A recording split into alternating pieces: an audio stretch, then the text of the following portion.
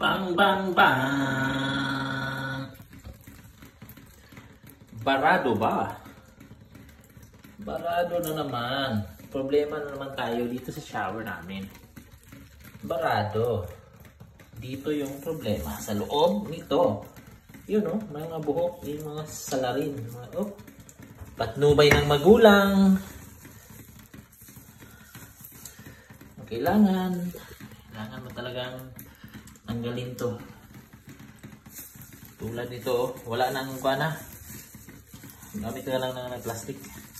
Wala nang cut-cut para makita nyo.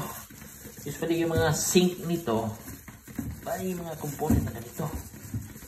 Yun ang suspect natin ah. Ito, oh. Yan oh, may mga buhok. Ito siya. Ito parang baso. Ibablari ba natin? Huwag na. Huwag na tayong maarte sa buhay. So, yan lang.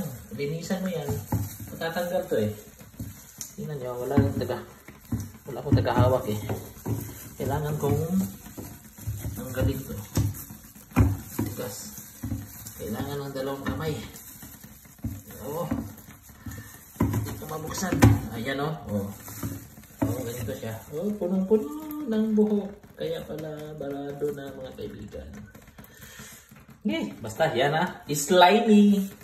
Huwag maarte ha. Dapat matatag ang loob. Malakas ang loob. Dapat may hawak kang gamit ka ng plastic.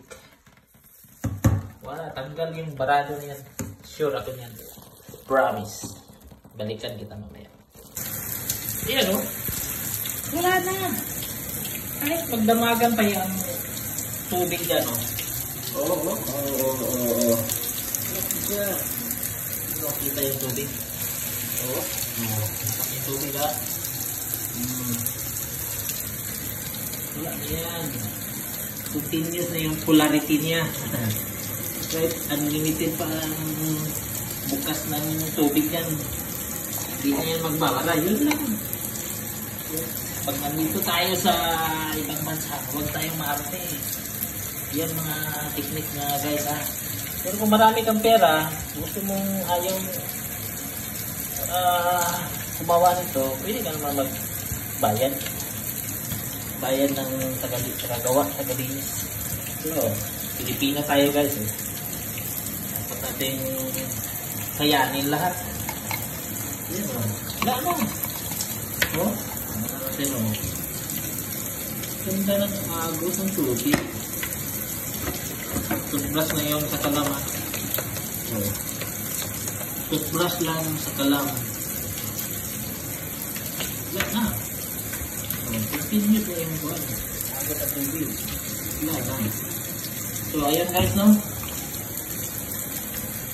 Salamat. At huwag maarte. Bye-bye.